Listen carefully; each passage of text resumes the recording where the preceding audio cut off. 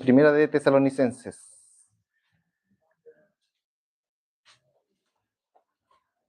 Capítulo 5. Terminamos el 4. Vamos a empezar con el 5 y el último capítulo del libro. ¿Ya? Voy a terminar antes que Pastor con Romano. Bien, pero para eso, hermano, primero comencemos para que podamos conectar bien con la palabra del Señor en este capítulo. Es que hagamos un repaso de lo que vimos la vez pasada, ¿ya? La vez pasada igualmente les comenté y comencé diciendo que este libro de Tesalonicenses, ¿ya? Escrito principalmente a esta iglesia, pero con un sentido de transmitir, Pablo, transmitir su vida, ¿ya? ¿En qué ámbito? Principalmente en un ámbito de servicio, ¿ya? Podemos ver que es una iglesia ejemplar, podemos ver que fue distinta, por lo menos a las que tenemos en la escritura, en este primer periodo de la iglesia, distinta quizás a las otras iglesias donde tenían muchos problemas, ¿ya? Muchos problemas también de pecado, muchos problemas con la cultura de ese entonces. Sin embargo, algo pasó distinto en esta iglesia, entre medio de los hermanos, que Pablo dice incluso que a él no le fue necesario como empujarlos a que hiciesen más, sino que simplemente los dejó, y no los dejó porque quiso, tuvo que salir huyendo de este lugar, perseguido por aquellos que estaban en contra de la predicación del Evangelio. Y cuando Pablo, a través de sus amigos, sus compañeros de trabajo, sus compañeros de milicia, se comienza a enterar de que esta iglesia está creciendo mucho más allá del lugar físico donde estaban, incluso llegando a ciudades aledañas a este lugar. Y que realmente el amor de estos hermanos se notaba, se notaba. Y así comenzamos este libro en ese momento donde decimos nosotros estamos comenzando como, entre comillas, como iglesia, nos estamos formando en este sentido, tenemos y hemos visto un amor y un compromiso entre nosotros increíble. Sin embargo, tenemos que seguir avanzando. Y eso es lo que Pablo comienza a decir en esta carta. No basta simplemente con eso. Hay que dar siempre un poco más, hay que caminar hacia adelante, hay que prepararse. Y justamente llegamos a este capítulo para hablar de eso, de nuestra preparación, ¿ya? En el capítulo 4 estuvimos viendo en los últimos versículos acerca, que todo yo creo que nos queda en la cabeza, que es un pasaje sumamente quizás conocido, que tiene que ver con la venida del Señor. ¿Ya? Pocos pasajes son tan claros en los hechos consecutivos de cómo será la venida del Señor, por lo menos a grandes rasgos. ¿Ya? Y este pasaje, principalmente lo que quiere establecer es que los hermanos puedan tener ese consuelo en medio de la tristeza. Y no tener esa tristeza del mundo, sino tener ese consuelo y esa esperanza que proviene del lado de Dios. Que es decir, que algún día, cuando partamos de acá, vamos a estar en la presencia del Señor y van a estar todos aquellos que han creído en Cristo Jesús como su Señor y su Salvador. Amén. Bien, hermanos. Pero hasta ahí llega el consuelo. Es decir, ahora en el capítulo 5, lo que viene Pablo es a dar una exhortación. Y aquí es donde creo que no solamente yo, sino que nosotros y la iglesia en general, muchas veces, como podemos decirlo en chileno, guateamos. ¿Ya? ¿Y por qué? Porque verdaderamente nosotros tenemos que tomar esta exhortación, y lo vamos a ver a través de este pasaje, como algo mandatorio. Realmente mandatorio para nuestras vidas. Y no quedarnos simplemente en un conocimiento, sino poner las cosas en acción. Para eso, hermano, quiero que analicemos hoy en día cómo está el mundo. Hoy en día cómo estamos relacionándonos, cómo estamos absorbiendo la cultura de este entonces, las noticias, por ejemplo, de este mundo, y cómo eso quizás indirectamente o sin darnos cuenta afectan y llega al punto de afectar nuestra relación con Dios y también puede llegar a afectar lo que nosotros pensamos, incluso llegar a mezclarlo con cosas de la escritura, ¿ya? Y hoy en día información en internet, hay un montón.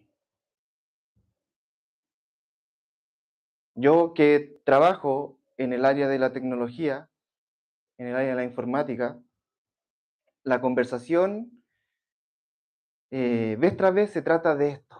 Oye, los datos están en la nube y hoy día es un boom de datos, ¿ya? Que no hablamos ya, cuando en un momento comenzamos a hablar de los kilobytes, hoy los megabytes, los gigabytes, los terabytes. Ahora, es, o sea, quizás no nos podemos dar cuenta de cuánta información hay en aquellos servidores que están en distintos lados del mundo.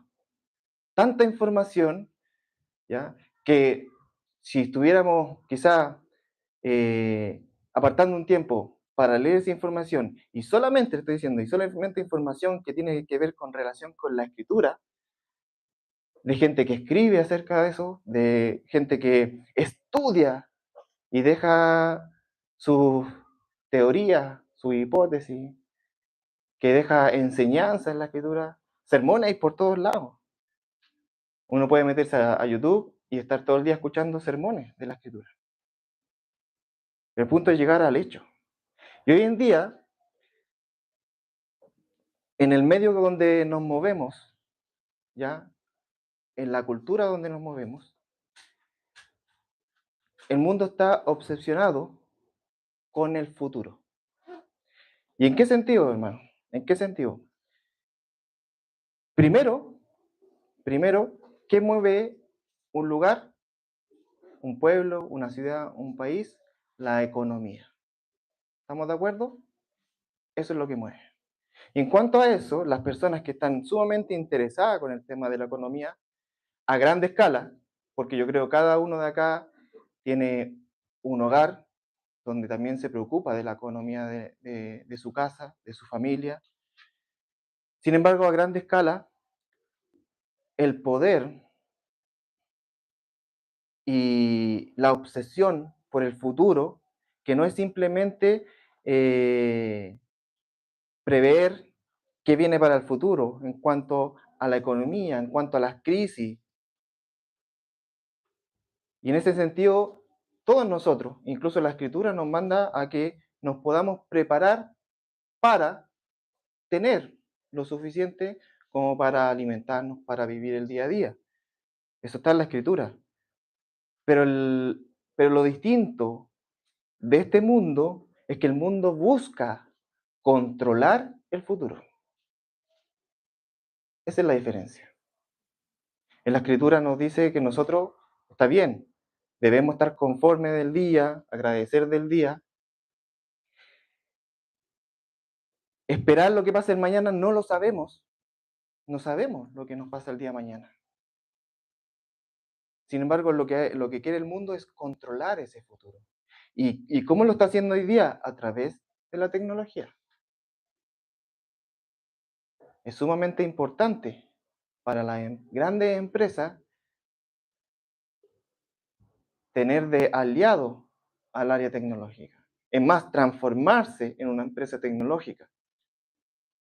Las grandes empresas, las más grandes empresas del mundo tienen que ver con tecnología.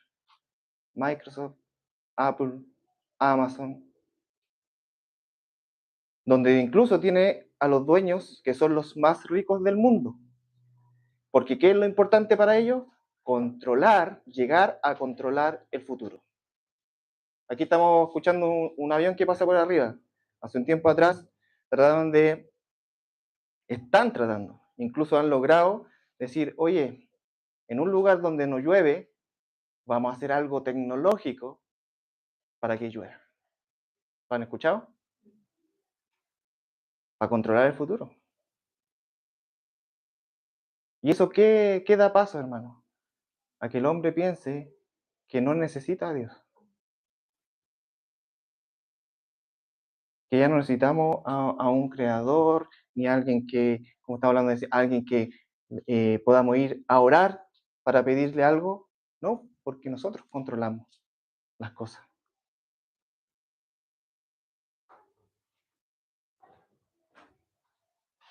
Y vamos a llegar que a menor escala, también pasa en nuestras vidas. Y eso es un poco lo que Pablo quiere decir, que hay un tope.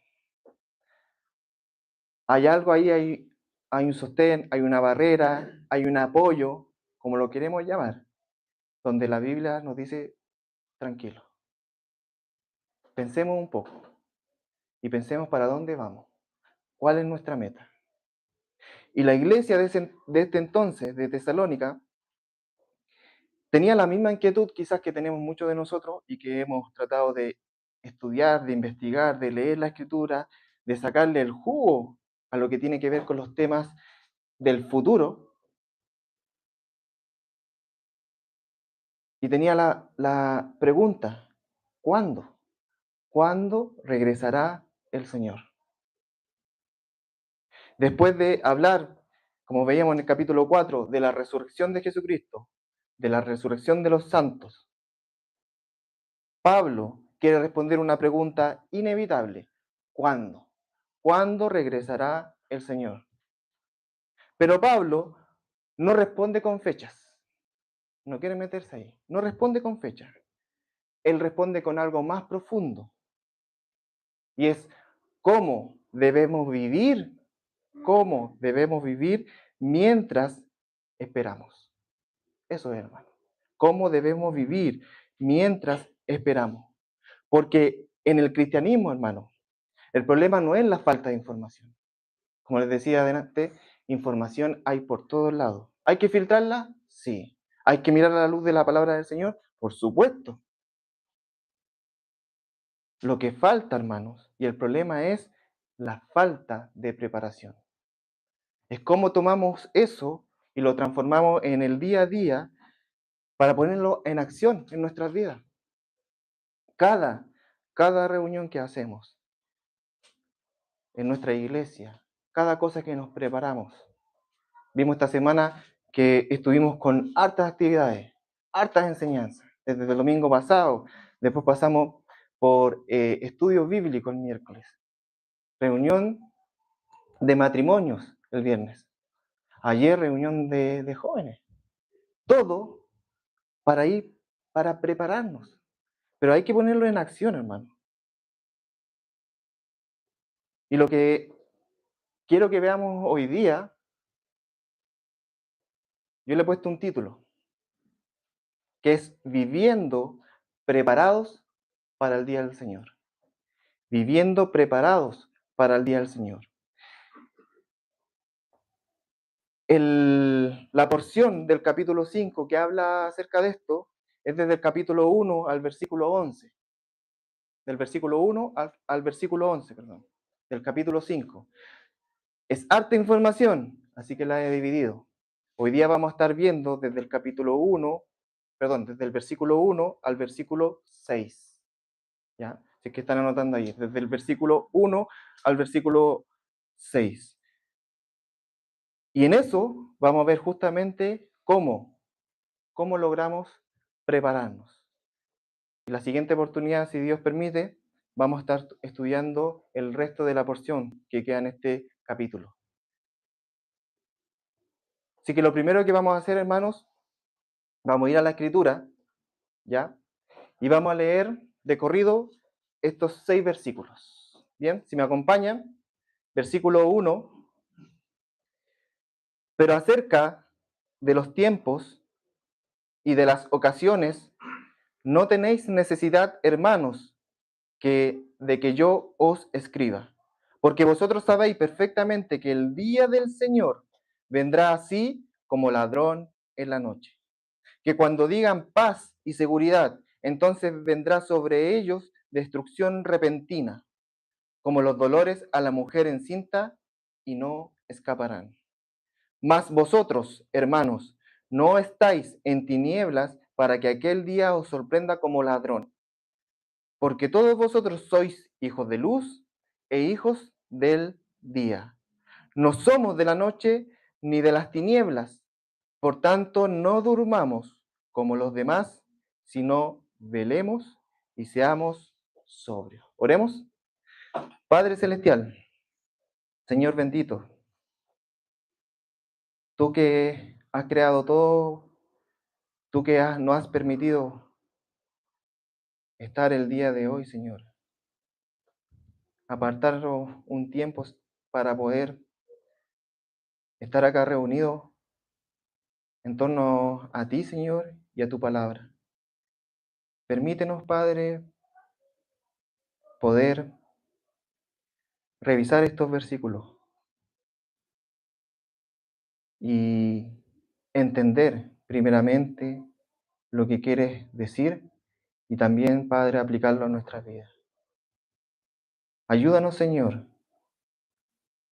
porque sabemos que sin ti es quizá imposible o muy difícil avanzar. Y ponen en el corazón de cada uno de mis hermanos el anhelo, Señor, por hacer las cosas que están en tu palabra, que es mucho mejor que seguir al mundo. Es mucho más provechoso y tiene, Padre, un montón de bendiciones que están preparadas, que como hijo tuyo, Señor, en obediencia y en vivir una vida justa y piadosa, podemos terminar nuestra vida diciendo que lo hemos hecho todo, Señor, para tu gloria. Ayúdanos, Padre, y ayúdanos en este momento, Señor, a que nuestro corazón esté dispuesto para recibir tu palabra. En Cristo Jesús te lo pedimos.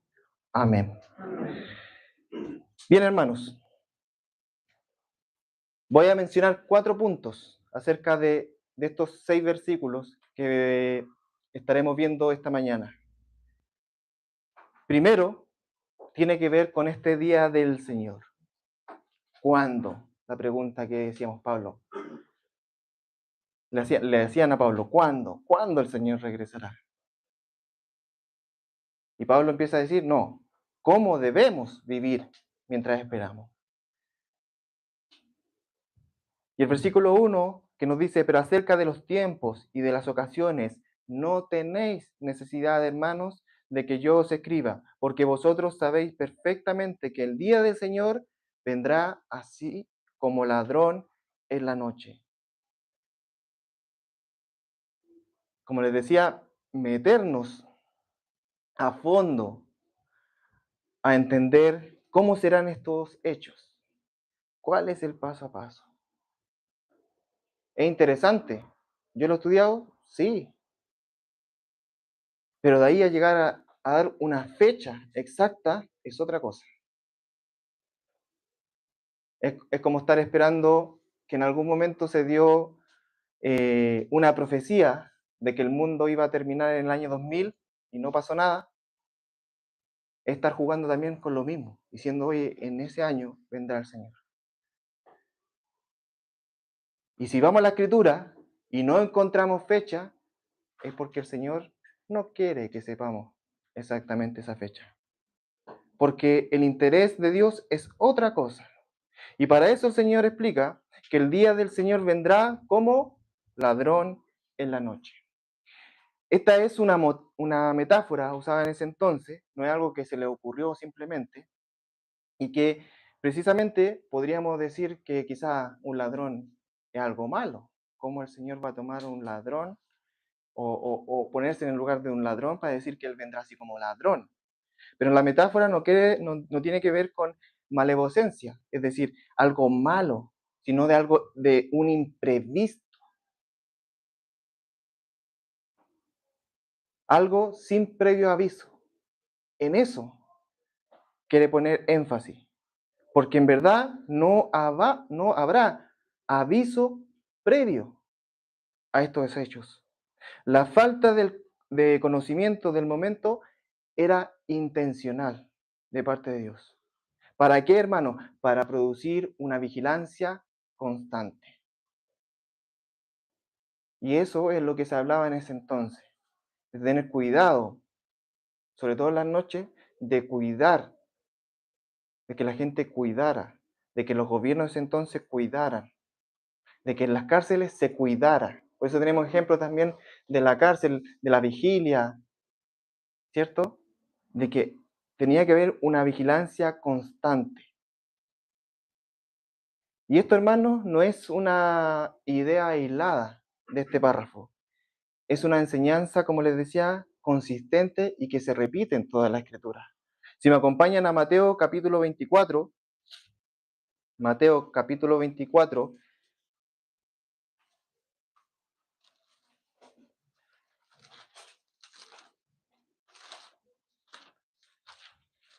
versículo 36. Mateo 24, versículo 36.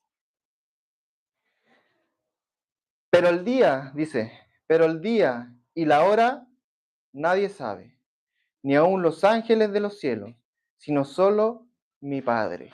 Siguiente versículo, ahí mismo, el mismo capítulo, versículo 44.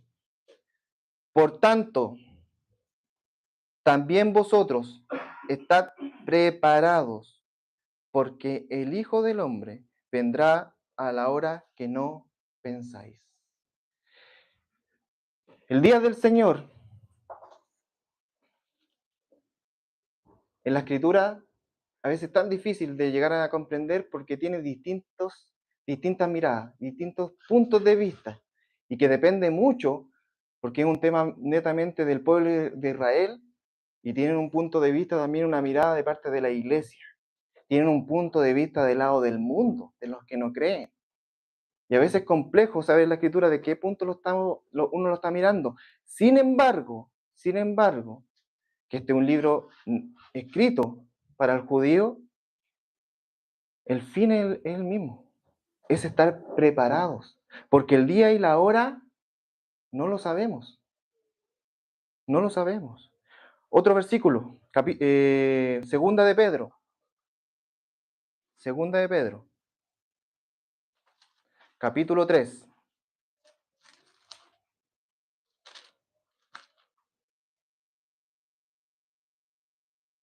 versículo 10. Segunda de Pedro, capítulo 3, versículo 10. Pero el día del Señor vendrá como ladrón en la noche, en el cual los cielos pasarán con grande estruendo, y los elementos ardientes serán deshechos, y la tierra y las obras que en ella hay serán quemadas. El Señor y la Biblia misma, a través de su palabra, nos da estos ejemplos. Y como les digo, no es que Él se coloque en un lado eh, para demostrar que Él está en el lado malo, como un ladrón, sino más bien para mostrar este, esta llegada sin previo aviso. Es de repente, sin saber. Sin embargo, ¿cómo debemos estar nosotros? Preparados. Preparados, hermanos. Ese es el enfoque en el sentido doctrinal de la palabra del Señor. Dios ha decidido no revelar el momento exacto. ¿Para qué? Para producir vigilancia constante, hermanos, y también una dependencia continua. Dependemos del Señor. No saber el cuándo es intencional. ¿Para qué? Para que vivamos listos en todo momento. Por eso esto es un llamado, hermanos, a vivir preparados. A veces hemos escuchado la historia del Titanic, por ejemplo, que para la fecha de ese entonces, cuando termina este barco, un barco con una seguridad pero única, con una tecnología única de ese entonces, con una ingeniería que no se había repetido en ningún lugar más, hacen el barco más grande y donde le llegan a decir y lo llaman el barco que ni Dios lo puede hundir. ¿Qué le pasó?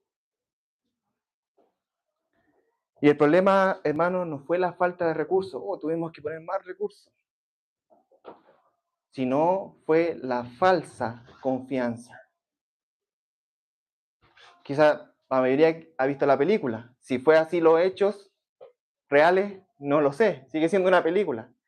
Pero sin embargo, si vemos al punto donde el guardia de turno no ve y no da aviso a que estaban por chocar con un iceberg, quizás se habían dado cuenta. Pero así también, hermanos, es en nuestra vida. Y cuando el iceberg llegó, no hubo tiempo para corregir. No hubo tiempo para corregir. Hermanos, en nuestra vida, hoy tenemos ese tiempo de poder corregir las cosas en nuestra vida, que vivamos de una manera intencional, que siempre lo repetimos. Desde el Evangelio ser intencional, nuestra vida ser intencional, para agradar a nuestro Señor. Que no nos pille ese momento de descuidado.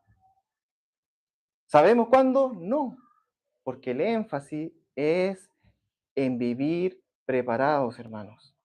Segundo punto que muestra acá Pablo tiene que ver con esa falsa seguridad del mundo. Esa falsa seguridad, hermanos. En el versículo 3, 1 Tesalonicenses capítulo 5, versículo 3, dice que cuando digan paz y seguridad, entonces vendrá sobre ellos destrucción repentina, como los dolores a la mujer encinta, y no escaparán. Sin embargo, el versículo 4 nos dice, más vosotros, o sea, por el contrario, ustedes, hermanos, no estáis en tinieblas para que aquel día os sorprenda como ladrón. Nos da una confianza, hermano. Pero también nos da una identidad, que la vamos a ver un poco más adelante. Sin embargo, el mundo, veamos del lado del mundo. En el mundo, cuando digan paz y seguridad, ¿ya? Y que muchos hoy en día, cuando hablan de esta paz y seguridad, de no, que en algún momento va a llegar un gobernador del mundo que viene de parte de Satanás y va a decir paz y seguridad y todo va a estar tranquilo, y ahí es una señal para cuando venga el Señor. Pero vamos a los hechos concretos. Cuando digan paz y seguridad, el mundo dice paz y seguridad, pero es simplemente una ilusión. Es una ilusión, hermano. La paz y seguridad no la vamos a tener hasta que estemos con nuestro Señor. En el mundo no habrá paz y seguridad si no es que está gobernando completamente nuestro Señor. Entonces solamente esto es una ilusión. El juicio de Dios va a llegar en medio de la normalidad. Da lo mismo si se diga paz y seguridad o esté el alboroto, porque se dará sin previo aviso. Da lo mismo como esté ese momento. El Señor va a llegar en medio de la normalidad. El profeta Jeremías viene hablando sobre el pueblo de Israel a través de cómo han sido con el pueblo de Israel, cómo vendrán las cosas contra el pueblo de Israel. Y en un momento dice que a su pueblo lo han tratado con liviandad, diciéndole paz, pero en verdad no hay paz. Eso es. Eso es lo que va en ese momento.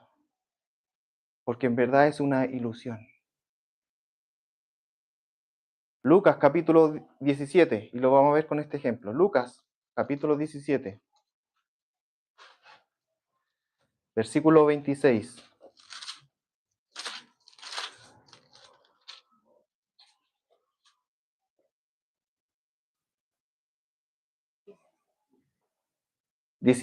Lucas 17, versículo 26.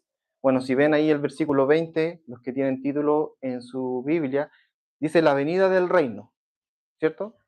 Y le preguntan los fariseos al Señor Jesucristo cuándo serán estas cosas. Bueno, ahí en el versículo 26, él coloca, como fue en los días de Noé, así también será en los días del Hijo del Hombre.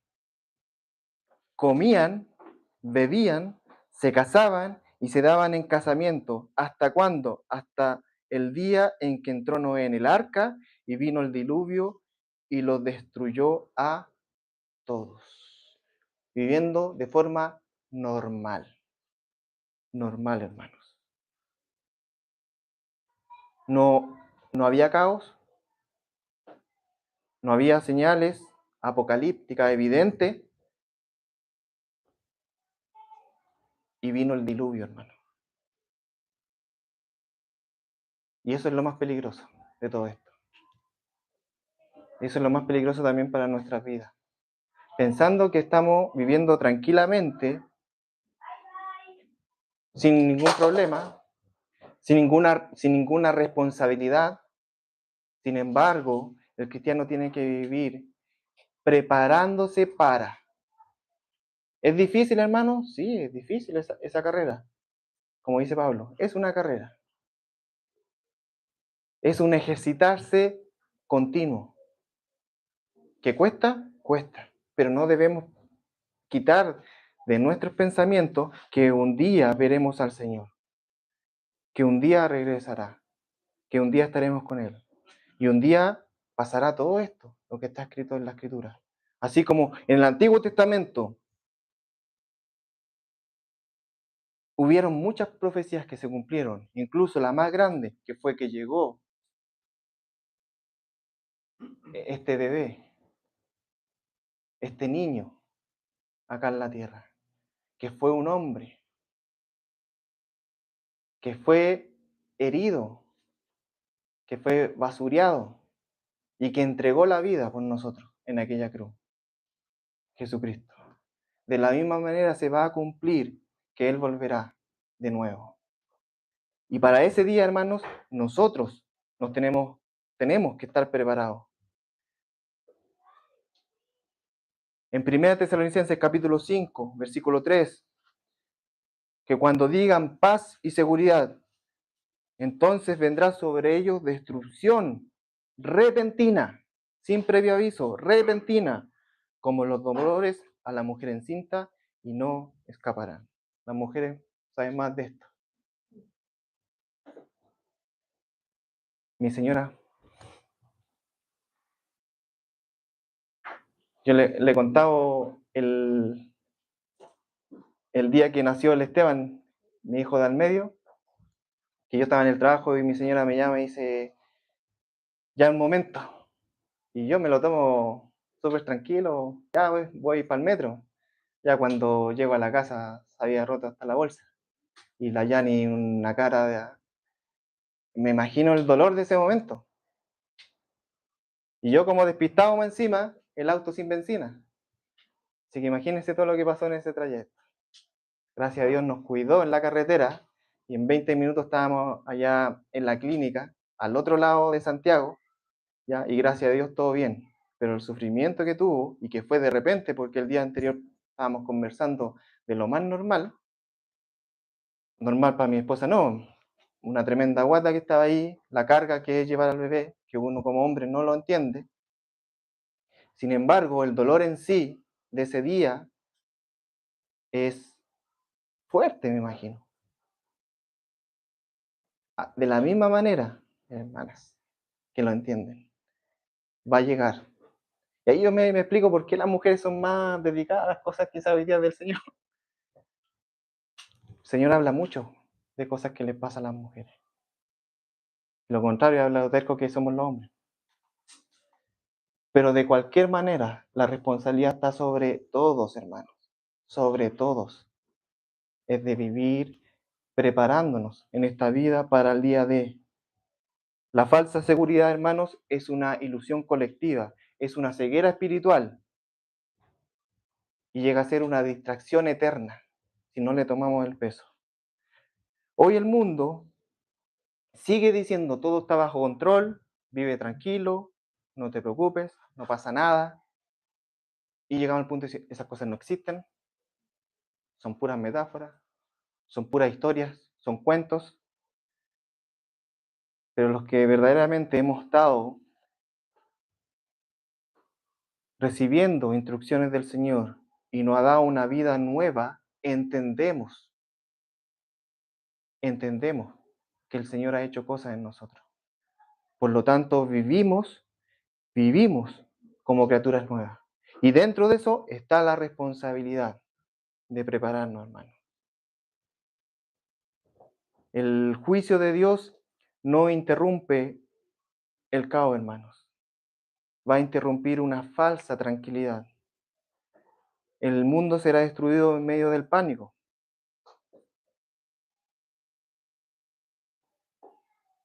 No, hermano. No, hermano. El mundo no va a estar, como podemos decir, ni ahí, ni por la esquina. El mundo va a estar haciendo lo que ellos hacen rutinario, sin importar. Cada vez las personas son más egocéntricas, menos empáticas, apáticas, sin preocuparse si le pasa algo al vecino de al lado, si le pasa algo al compañero de trabajo. Llegar al punto que incluso dentro de las familias no les interesa lo que le pasa a algún familiar. Y más allá, hay hijos que no les interesa lo que les pasa a los papás, a sus hermanos, porque cada vez se va haciendo más frío este mundo, hermanos. Cada uno va a estar viviendo en lo suyo, pero va a llegar en un momento que el Señor va a llegar en ese preciso momento. El día viernes, en reunión de matrimonio, conversaba con José Luis, se me permite contar, estábamos hablando de la operación de Isabelita, cómo se han producido estos cambios de fecha, donde los que han pasado por operación, previo a la operación, se vive esa intranquilidad, ¿cierto? No saber. Cualquier operación, hermano, cualquier operación incluye un riesgo. Hay operaciones que son más riesgosas y operaciones que son menos riesgosas, pero siempre hay un riesgo. Hay operaciones que tienen riesgo vital y otras que quizás no tienen riesgo vital. Sin embargo, igual hay un riesgo. Hasta una operación de un ojo tiene un riesgo. Hasta para sacar un grano de la piel hay un riesgo, hermano. Siempre hay un riesgo en todo eso. Pero fíjense que cuando el paciente ya entra a la sala de operaciones y es sedado, ¿qué pasa con la persona? Tranquila. Los que estamos afuera esperando estamos muy tranquilos, pero la persona que está dentro, tranquila. No refleja ningún dolor. Pero no porque esté bien, es porque la persona está anestesiada. Así, hermanos, así vive el mundo, sin dolor espiritual. Pero eso no quiere decir que no hay, que todo está bien. Hay un peligro real en sus vidas espirituales. Están muertos. Ya están muertos, dice la Escritura.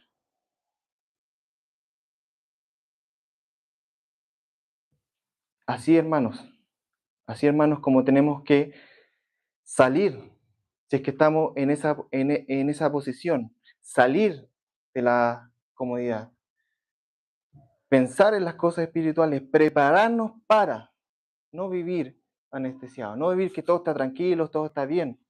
¿Puede estar? Sí, perfecto. ¿El Señor nos puede cuidar en ese entonces? Sí. como también el Señor puede decirnos que vamos a pasar por momentos difíciles y es parte de Él. Carlos lo mencionaba al principio de la reunión, es parte de nuestro crecimiento espiritual, es parte de madurar, pero no que sea de nuestra parte estar como si nada y olvidarnos que algún día el Señor volverá y cómo nos va a encontrar.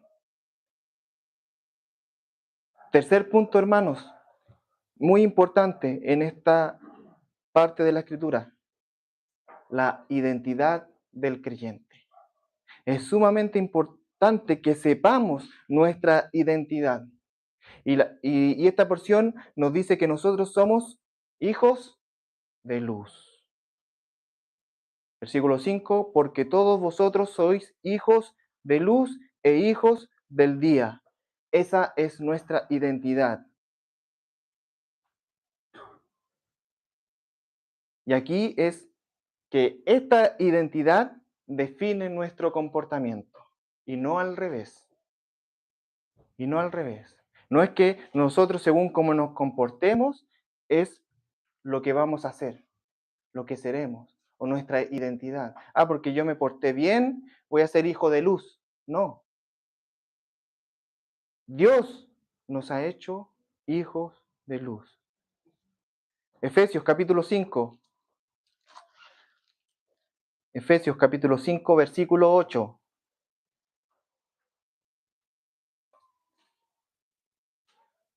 Porque en otro tiempo erais tinieblas, mas ahora soy luz en el Señor. Andad como hijos de luz. No lo dice al revés, hermano.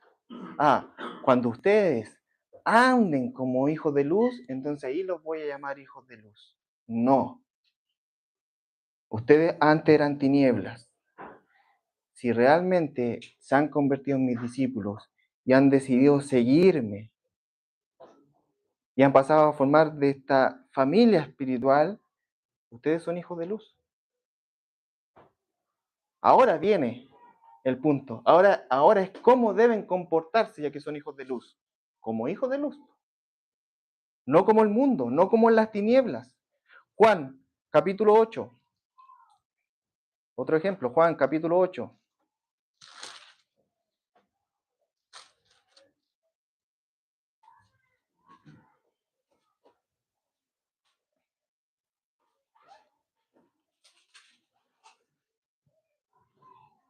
Versículo 12. Juan 8, 12.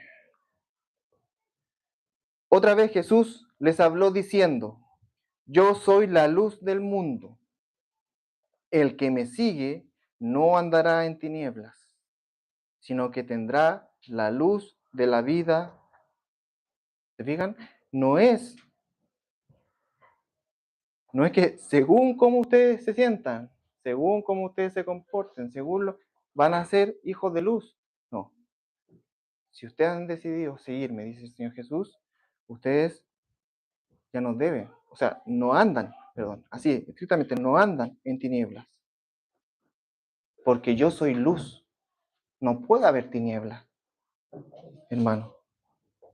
Primera de, primera de Pedro,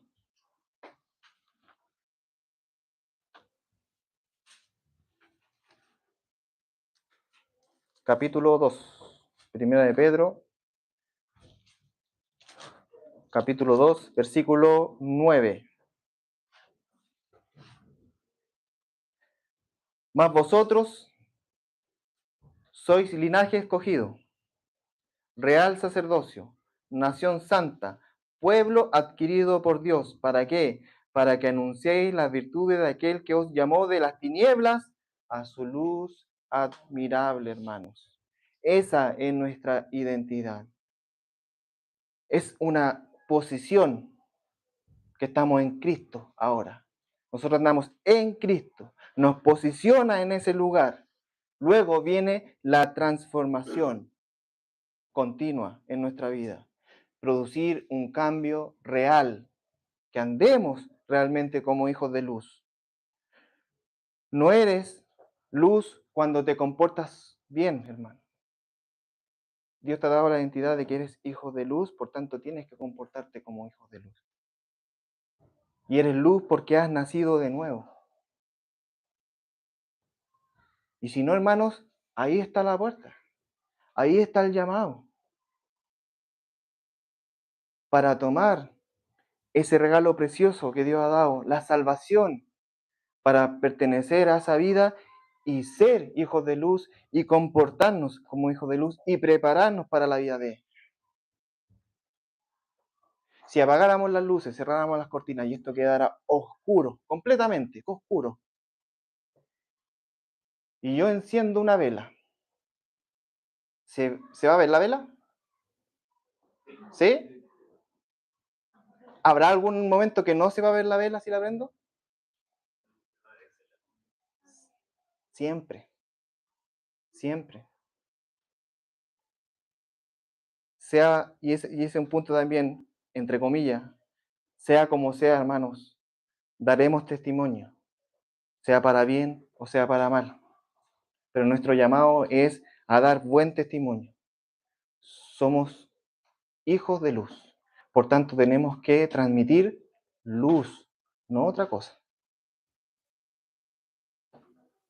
El último punto, hermanos, tiene que ver con el llamado a la vigilancia. Ahí en capítulo 5 de Primera Tesalonicenses, versículo 6, dice, por tanto, no durmamos como los demás, sino velemos y seamos sobrios.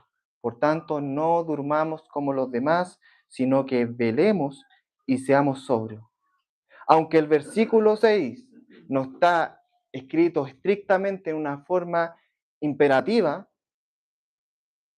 en su versión original, o sea, en el griego, por decirlo así, marca una transición este versículo. Técnicamente es un indicativo teológico. ¿Qué quiere decir eso? Es un imperativo ético. Aunque no es estrictamente mandatorio, para el cristiano sí, hermano. Para el hijo de luz sí. ¿Y qué es lo que está llamando a hacer? A no dormir, a velar y ser sobrio. A no dormir, velar y ser sobrio. Nos da un paso a que no lo hagamos. No hacerlo es una falta de ética a lo que somos, a nuestra identidad. A veces hablo con abogados, por ejemplo, y para ellos cosas que son delitos para cualquiera o infracción de la ley, ¿ya? Para ellos también lo es. Pero ellos a veces evitan cosas porque les perjudica más. Y a veces hay cosas que éticamente tienen que hacerlo, aunque no sea un mandato, aunque no lleguen ahí al límite de no cumplir la ley. Lo evitan porque detrás hay una cosa ética. Y un buen abogado lo cumple y lo trata de cumplir en su vida, tanto en su vida personal como en su vida de trabajo. Ejemplo hay montones, hay montones. Tengo compañeros que son abogados, incluso al punto de decir, ¿sabes qué? Yo no, a veces no quiero ni manejar, porque están expuestos a que les pase cualquier accidente y se meten en un problema. Ahí es la decisión de cada uno. Quizás no es algo mandatorio, ¿se fijan? Pero ellos colocan una valla antes para no llegar. Así es la vida del cristiano, hermano, también. A los que les cuesta más cumplir la norma de Dios, se ponen valla antes. ¿Para qué voy a ir a una fiesta que es la noche de trasnoche? Siendo que son cosas del mundo. Quizá yo voy a ir, no voy a hacer nada, no voy a cometer ningún pecado, no voy a infringir la ley, nada. Sin embargo, uno se expone estoy siendo luz en ese lugar. Y ahí viene donde el Señor nos manda en este llamado, en este mandamiento ético: no dormir, velar y ser sobrio espiritualmente, vivir con intención espiritual, con conciencia eterna.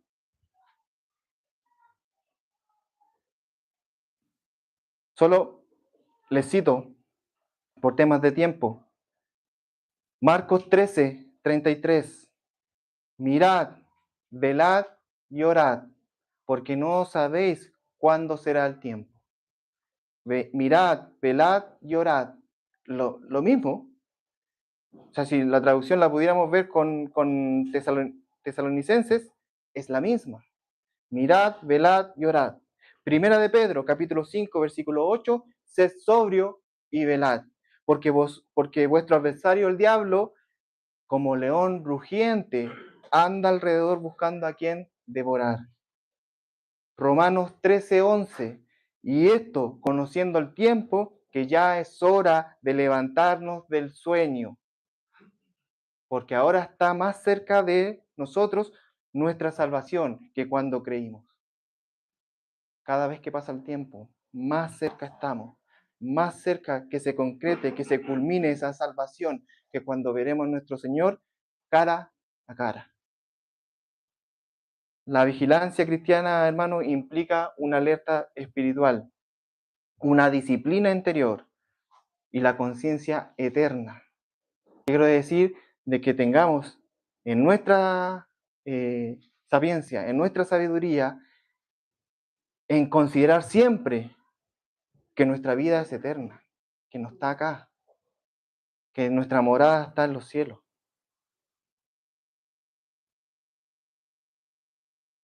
Y el problema es que dormirse espiritualmente no es instantáneo, hermanos, es progresivo. Y los síntomas, para que estén atentos: menos oración cada día, menos lectura de la Biblia cada día, más distracciones del mundo. Y de repente está anestesiado, igual como una persona que está viviendo del mundo. Y te olvidas de ese Dios.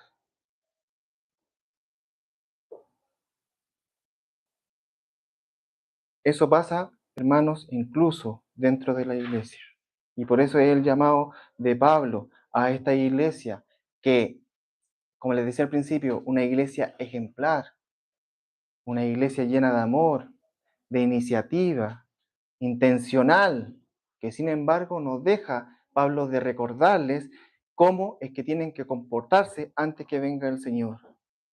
No pierdan, como dice, no pierdan el vuelo, sigan, vamos, paso a paso, vamos llegar a esa meta que un día veremos al Señor, pero para eso debemos estar reforzando cada día los pensamientos de nuestro Señor, los mandamientos de nuestro Señor. La sobriedad espiritual es vivir con claridad eterna, hermanos, en medio de un mundo distraído. Es como, por el contrario, si ponemos nuestra vida al piloto automático para que avance solo, ¿puede avanzar? Claro, va a avanzar, pero quizás pierdas de vista hacia dónde vas. Si no prestas atención, no sabes si te estás desviando. El Señor en esta porción, si se fijan, se dan cuenta, Pablo ocupa estos contrastes duales, antitéticos, que es decir, la noche, el día, las tinieblas, la luz, dormir, velar. Hay dos lados, hermano. ¿Cómo quieren estar? Así de fácil. ¿Cómo quieren estar? Jesús mismo dio esta imagen a través de una historia. Solo si están anotando ahí Mateo capítulo 25, La parábola de las 10 vírgenes, como lo titula. Todas esperaban, todas tenían lámpara, pero solo algunas estaban preparadas. La diferencia no fue la intención, fue la preparación. Y es cuando vamos un poco más allá. Tengo toda la intención de hacer algo, pero te quedas ahí. La preparación, hermano. Ponerlo ya por obra. Segunda de Corintios capítulo 6, versículo 2. En tiempo aceptable te he oído. En el día de la salvación te he socorrido. He aquí, ahora, el tiempo aceptable. He aquí, ahora, el día de la salvación. Entre tanto que se dice hoy, dice Hebreo. Si oyeres hoy su voz, no endurezcáis vuestros corazones. Ese es el llamado del Señor para recibir esta salvación, hermano. Para entrar a esta carrera que queda por delante. Iglesia amada, la pregunta es, ¿estamos preparados hoy? ¿Nos estamos preparando o estamos postergando nuestra vida espiritual? Porque tenemos otras cosas primero que esto que es importante eterno. ¿Estoy despierto o estoy funcionando en automático? Lo que sí, hermanos, Cristo vendrá y la pregunta será, ¿estarás listo? Apocalipsis 16:15 nos dice, he aquí, yo vengo como ladrón en la noche. Y bienaventurado el que vela, dice, y guarda su ropa para que no ande desnudo. Y vean su vergüenza. Hasta ese punto, hermanos. Cristo viene y la bendición no es para el que sabe más, sino para el que vela. No se trata de colocar miedo, se trata de la fidelidad que le debemos a nuestro Señor. No se trata de especular. Es que ¿cuándo vendrá? No. Se trata de cómo nos preparamos ahora, ya. Amén, hermanos. Esa es primeramente lo que esta porción nos quiere dejar en claro. ¿Cómo? ¿Cómo nos preparamos? ¿Cómo le damos adelante? Con oración, con leer la Biblia, con juntarnos y compartir lo que el Señor ha hecho en nuestra vida, con propósito, impactar a nuestro alrededor. Esa es la misión que tenemos como iglesia, y ese es nuestra obligación ética en este mundo. Amén.